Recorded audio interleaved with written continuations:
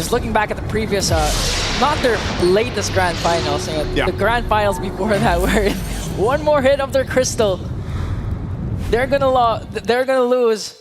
So you can't count out just anyone yet. Can't count them out, but we are jumping into the land of dawn. Again, this best of one, it's the 4th match here at day number 2 of the Swiss stage. RORA, MLBB, and NIP Flash looking for that first victory in their standings. Of course, getting to that 1-1. And the team that loses this, you know, we already know what's at stake for the teams that will be facing that 0-2 record after today is concluded. And with both lineups, you know, we heard some of the strengths for both these teams. And honestly, for a lot of the fans out there that have watched Aurora MLBB, they were probably pretty shocked at how things kind of resulted in yesterday. But before we talk more about it, again, I want to remind everyone the M6 pass is now available. Oh, hold on. It looks like, okay, they were making a play there. Just go.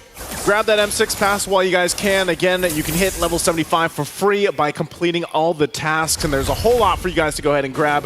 Of course, the battle emotes for Claude and Baksha, and the special skin, the Dauntless Shield for Baksha as well. Now, going back to the game here, there was a flicker burned, you know, and a Purify that was taken out of it from Yue.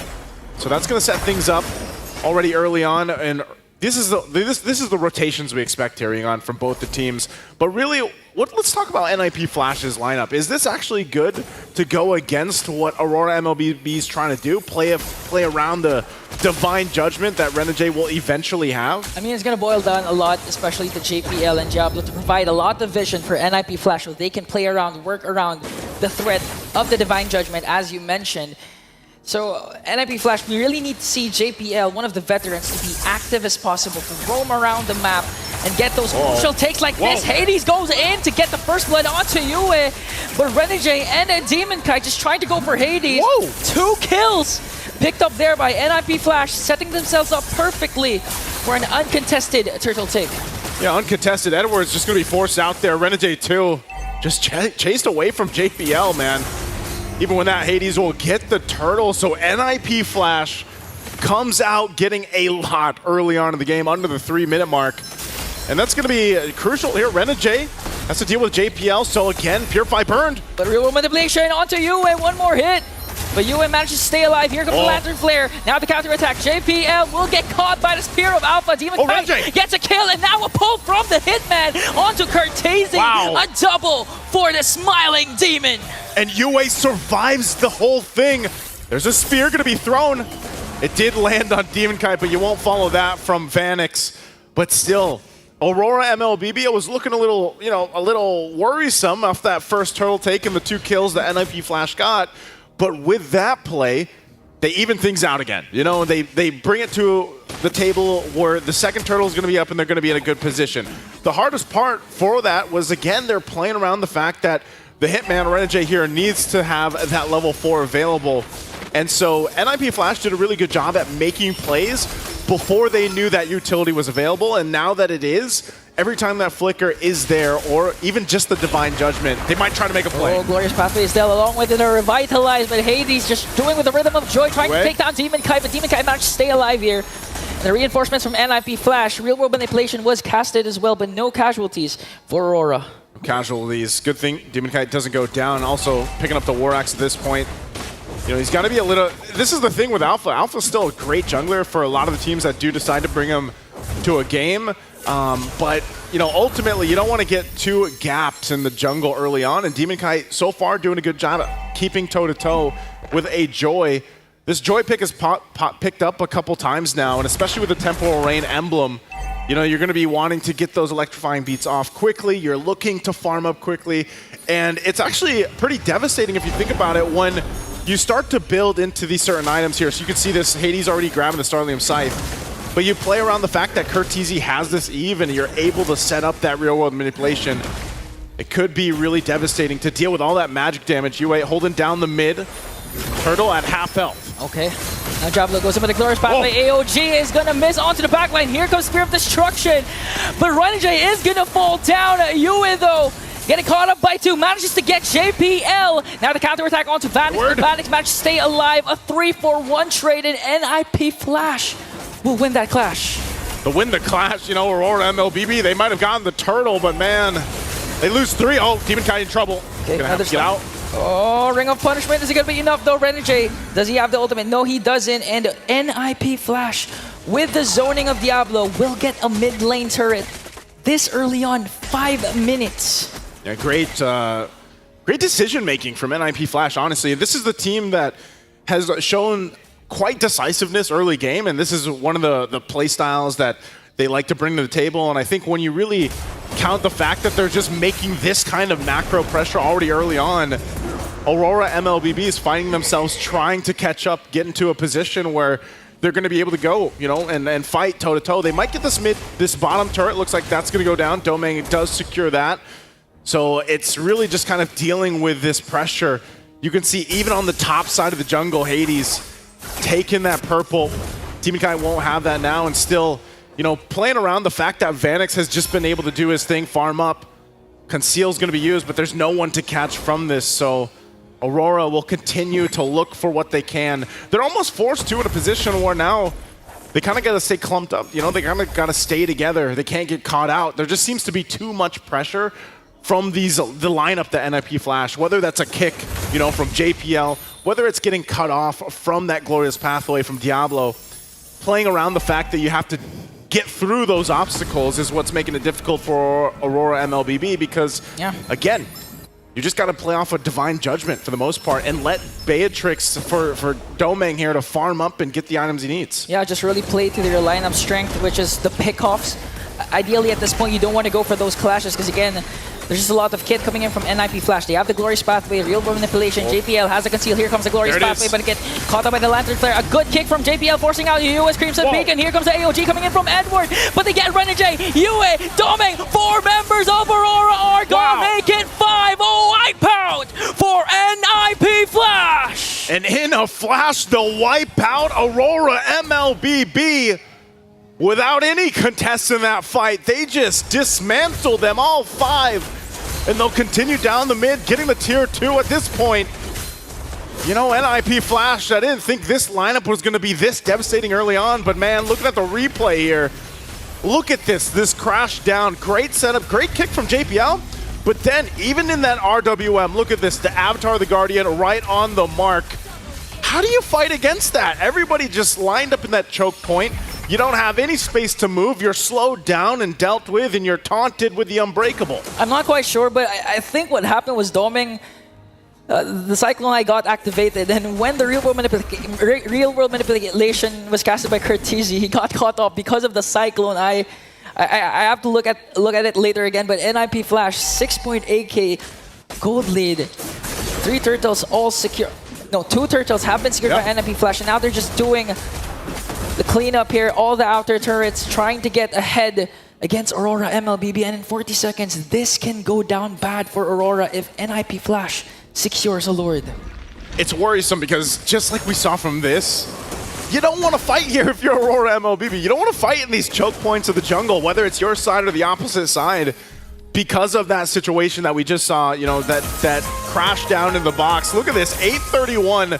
The Marksman Trinity achieved. Vanix has just been farming out of his mind. Yeah, and apart from the Marksman Trinity, look at the level gap of the 2 junglers. Hadess level 14 deep. That's a 4-level gap.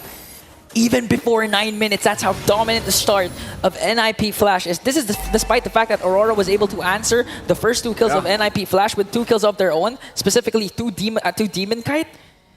So far, NIP Flash, their decision, their decisiveness is really paying off because they're not thinking twice. If JPL wants to go, if Diablo wants to cast the Glorious Pathway, there's always a follow-up, and I have yet to see Diablo casting that Glorious Pathway defensively. I don't think they are going to do that at all anytime soon with the lead that they have.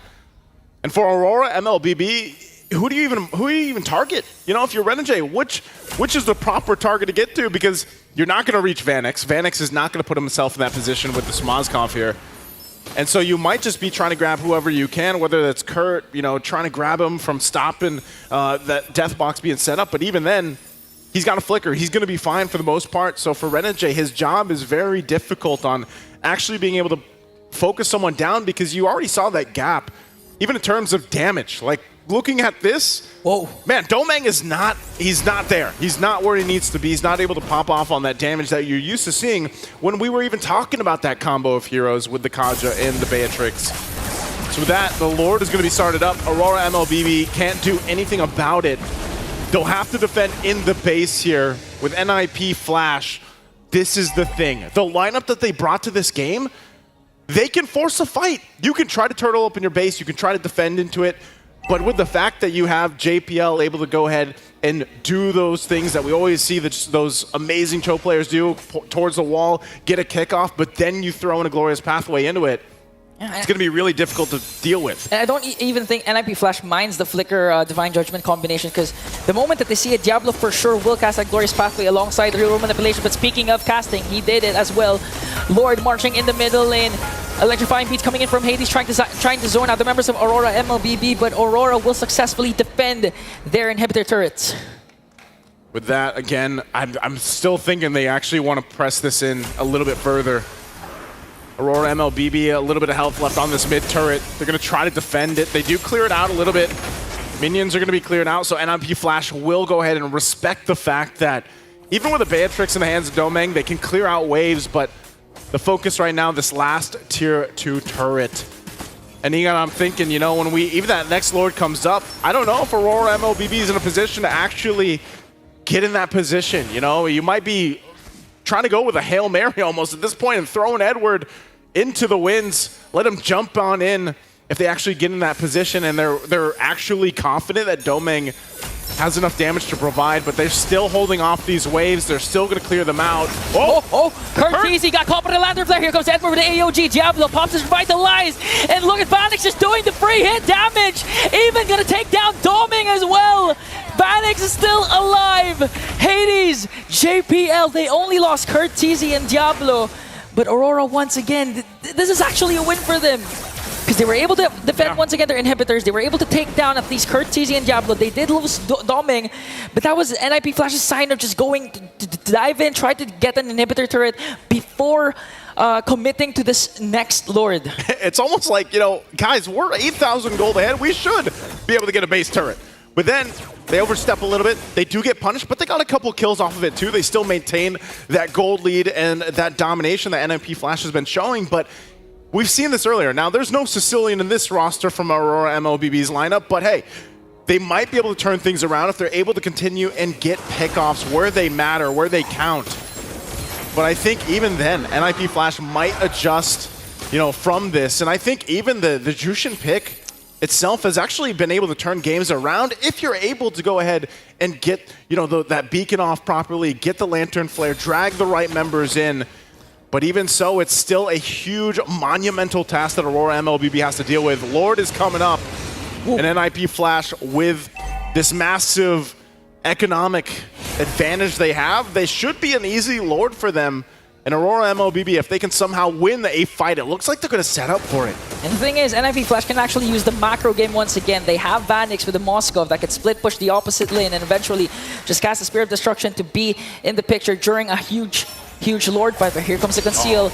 Diablo commits a Glorious Pathway. They're going right after Edward. JPL onto the backline, wants to go for domeng. Real World Manipulation will be casted as well, but all of a sudden the Hitman is gone. JPL's Immortality will be popped. That's a trade. Aurora is willing to take a roamer for a roamer. Slowly but surely delaying, extending this game. That's a whole lot of ultimates down though for NIP Flash. You know, they still have the battle spells available, even the Revitalize. It's good that it was a roamer for a roamer. They might still try to go ahead and post this up. But even then, they're not going to commit to the Lord just yet. Those waves in the mid lane have to be managed. There's a good wave up top. Oh, AOG to answer right back, but demonkite and Edward is going to fall down. Domeng and renejay is left. Beautifully executed by NIP Flash. Starting things off by Hadess, going in with electrifying beats. Catching two, and I think NIP Flash, they're not going to wait for the Lord anymore. They can actually get an inhibitor turret down bottom. Hadess goes in once again. Spirit Destruction going to connect. Vanix going to bring down domeng. renejay left 14 seconds before UA response. He's going to take down Diablo with him. No minions yet for NIP Flash, but Vanix just continuing to work. They still got a couple seconds here. They could clear the waves out. Renejay's there. 4 seconds before you and demonkite. NIP Flash slams the Northern Lights down south of the Swiss bracket.